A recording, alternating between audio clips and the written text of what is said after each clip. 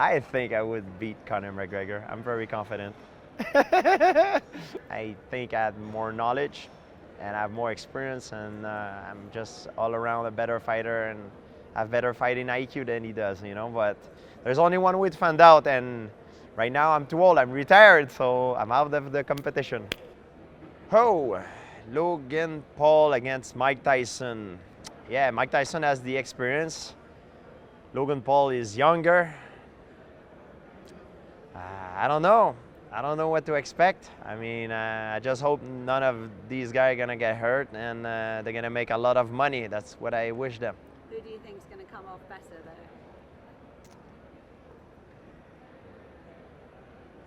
If Mike Tyson would be in his prime age, Mike Tyson would win that fight easy. However, now he's getting older a little bit. But I still think he can pull this off. Yes, Mike Tyson.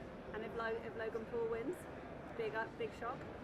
Not a big shock because, you know, Tyson is no longer in his prime, you know what I mean? Nobody can beat age.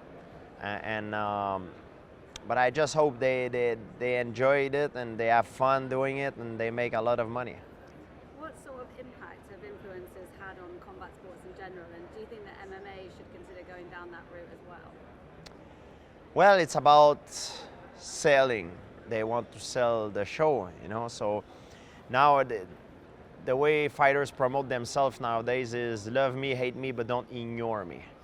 Uh, it's about they want to sell the show, you know what I mean? And it works very well for Conor McGregor. He break all the records of pay-per-views in the UFC.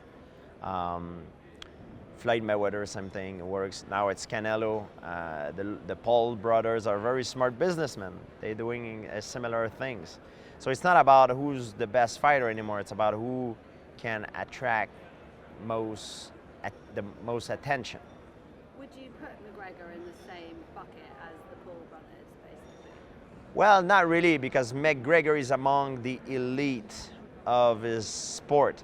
I don't think the Paul brothers are there now. You know, they might be in a few years. You know, they're still young, but I don't think they are there now. They're not among the elite of boxing in their weight class. You know what I mean?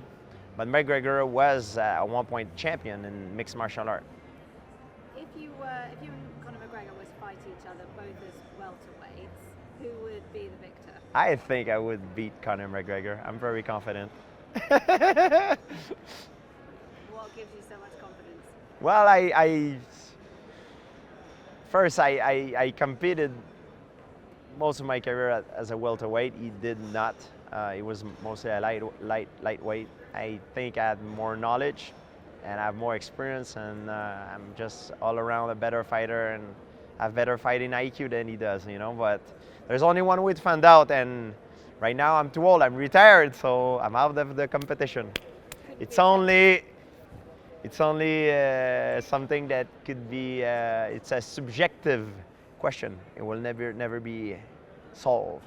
Couldn't be tempted to come back to prove your worth? I don't miss it at all. I made peace with it. I retired on top, happy, healthy, wealthy. I'm ready for the next thing. What about a return to boxing rather than MMA? Is that something you'd consider? That was a different thing because it was against. Trailer approached me to offer me a modified boxing fight. And when I say modified, it's because the rules were modified. It was not like a real boxing fight against Oscar de la Hoya at 170 pounds. It was 8 rounds of 2 minutes. And I don't have the audacity to pretend that I'm a better boxer than Oscar de la Hoya when he was in his prime. However, he's 48 years old. I'm 40 years old. I believe he has a lot more mileage than I do.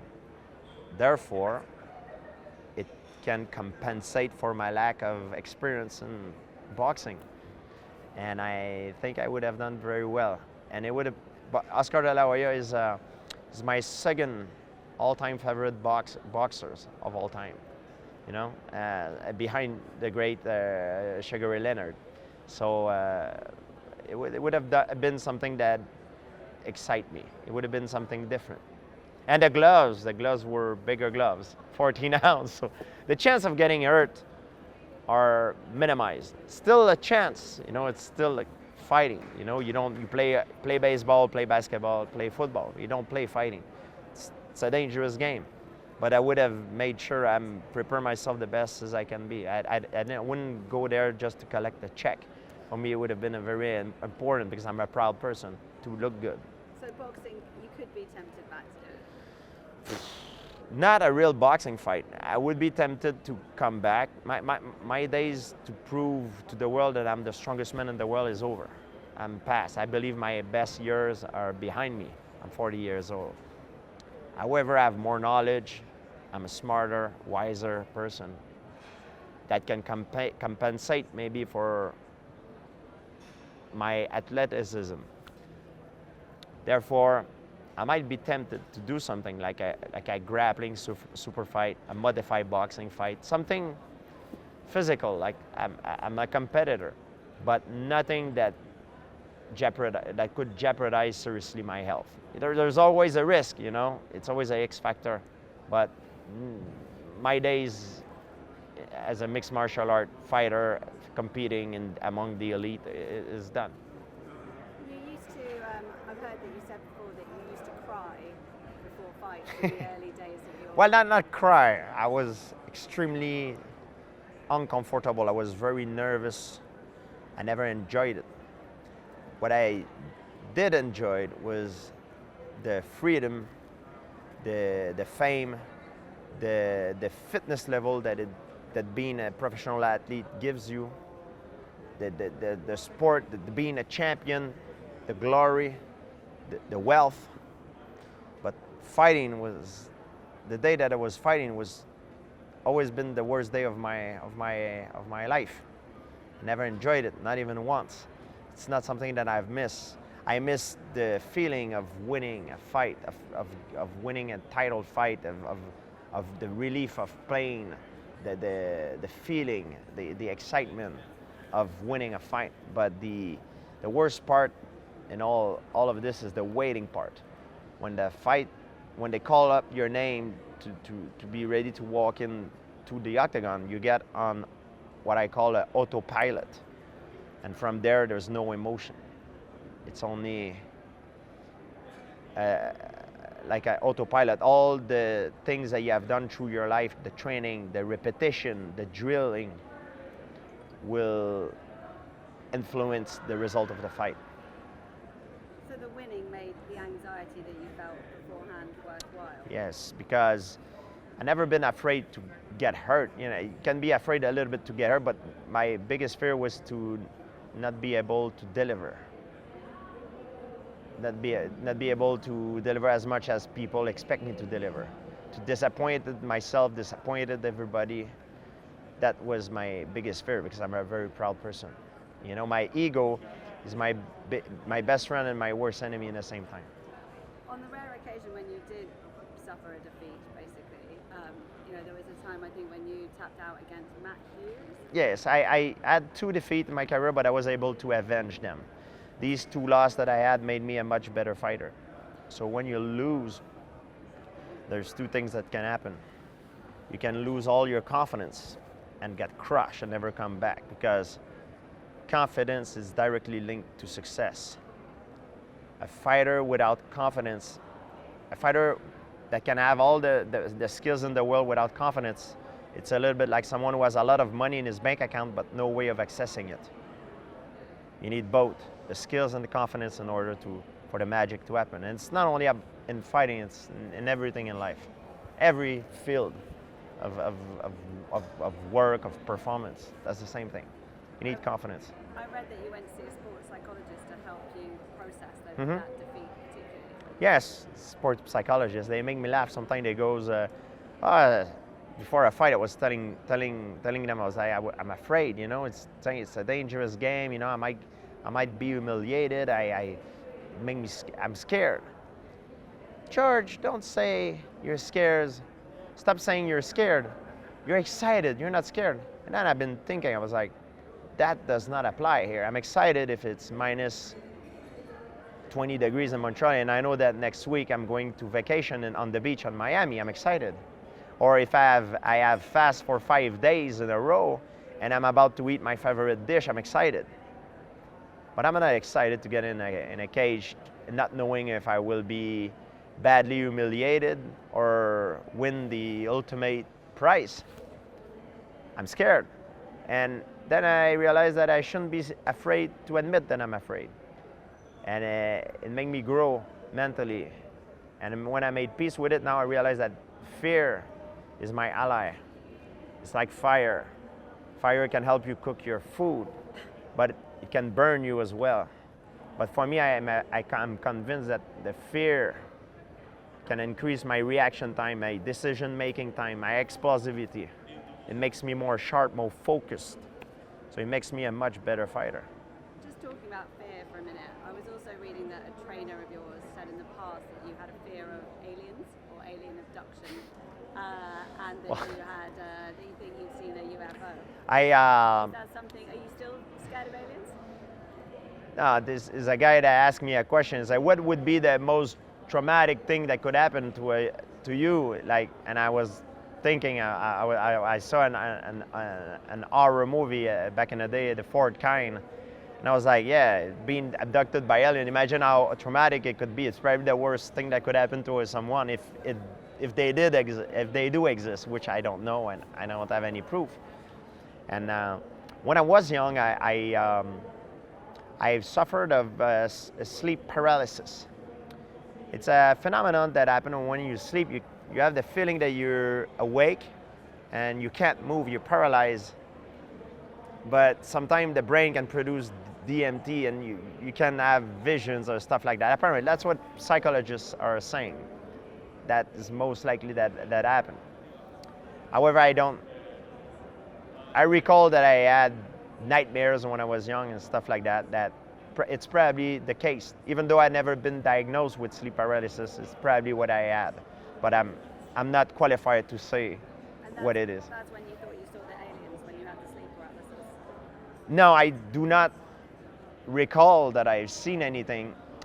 I was young. I was saying to my mom that I was afraid, like any other kid, of monsters, and the way I was describing it and drawing it, that's what they look like, and people think that what it was in my dream, but don't have any evidence for it. You know what I mean? It's a very subjective thing. You know what people are afraid of. Some people are afraid of, when you're a kid, some people are afraid of vampires, some people are afraid of tigers, some people are afraid of dog, of rat. My mom is afraid of cat. Why is she afraid of cat? Is that cat can really hurt her? Not that much, you know?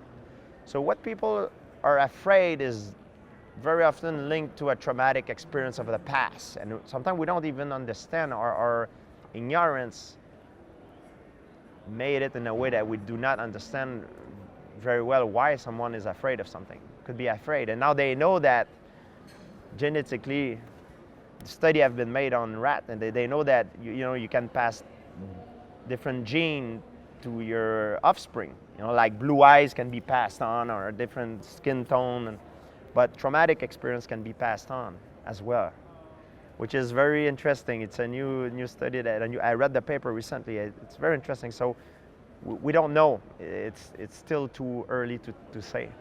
And what about the time at which you thought you saw a UFO as well?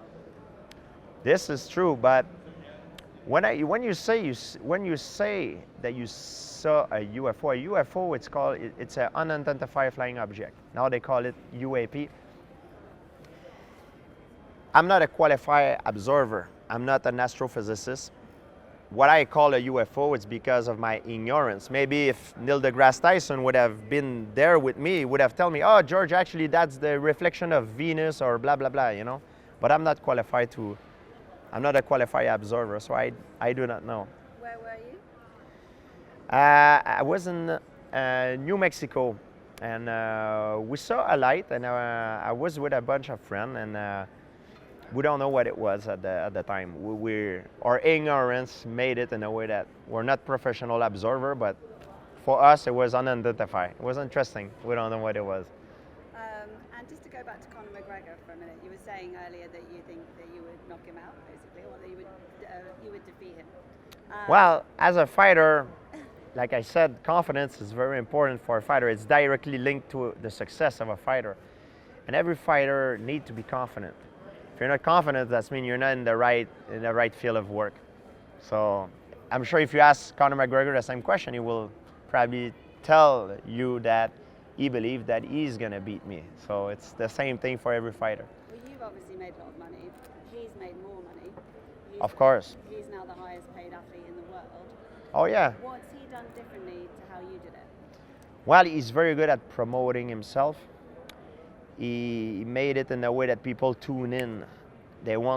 People want to see him lose or want to see him win, but he doesn't let nobody emotionless. You know,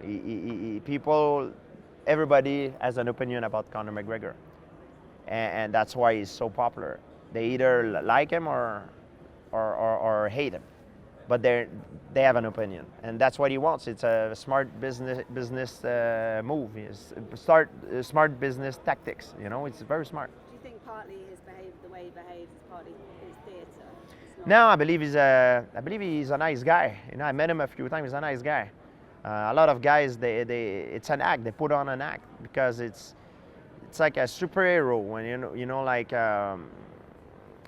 Peter Parker and Spider-Man. You know, Peter Parker is very shy, but when he's Spider-Man, he needs to put on a suit and perform. Same thing. You know, when we work in the entertainment business, and we need to put on an act. It looks like his career is sort of winding down. I mean, he's had a few losses recently. You know, it looks like he might be coming to the end. What do you think his future in the UFC is? I think he can come back. You know, he has come back before from losses. He's still young. He can come back. It's only up to him. If you need to make the right move, the right sacrifice, and I think he can do it. What would that sacrifice be? Well, I'm not in his shoes, but you need to put on the work to be willing to get out of his comfort zone in order to improve. This is something that is hard to do when you have a lot of money, because your life change, and you need to get out of your comfort zone, because when you fight, you're always outside of your comfort zone. So you need to recreate that environment when you get ready for a fight. What's your take on the pay issues with UFC fighters? Dana White typically doesn't pay the sort of rank and file UFC fighters very well, basically. Yeah, they do not. However, they run a business, and if they don't twist the fighter's arm. You know, it's also up to the fighters to be more well educated, to be represent better.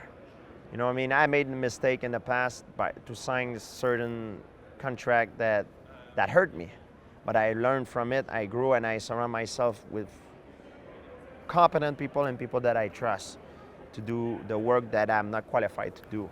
I surround myself with a good team, and I think that's a lot of the fighter. They need to learn that as well. As much as they learn how to fight, they need to learn to build their team better.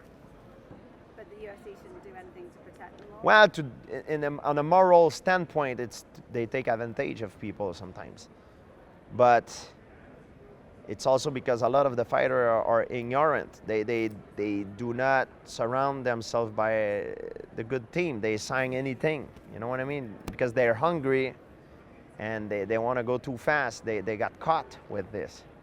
But they need to, you know, if you play with fire, you get burned, you know what I mean? It's normal. You know, the UFC, they run a business, and that's the business world. I'm from countryside. I grew up in the mentality that I used to trust someone until he does something to betray me, and then he lose my trust. But in the business world, it does not work like this. It has to be the other way around. You need to not trust nobody until they prove you that you can trust them. And it's something I've learned myself through pain. A lot of stuff happened to me, unfortunately. But now I'm grateful because I make up for it. You know, I made a lot of money, and I surround myself with a great, solid, competent team that I can trust. But other guys need. Trust Dana White. I don't have to trust him. When I do business with him, I have people that are very well qualified that I do trust, that I send to do business with him. I'm a competitor. I have people that are qualified to do that part of the job for me. Final question. Obviously, you're retired now, and in retirement, I assume you've been watching Squid Game. Which round do you think you'd do best in? I think the first play I would do good, because I run quite fast and I have a good reaction time. So when it's time to go, then I can freeze and then go. You know. And also I'm a good fighter. So during the night, if someone tried to kill me, good luck to them. They might hit a wall. Do you think you'd make it to the end of Squid Game? Well, if I would have gone there being a malicious person, I would have done well. But I'm not a malicious person, and I would not have any desire to participate in that kind of stuff. But it's been there to, let's say, to put, I don't know, my life is on the line and I need to save people that I love and I need to be malicious. Yes, I would have done very well.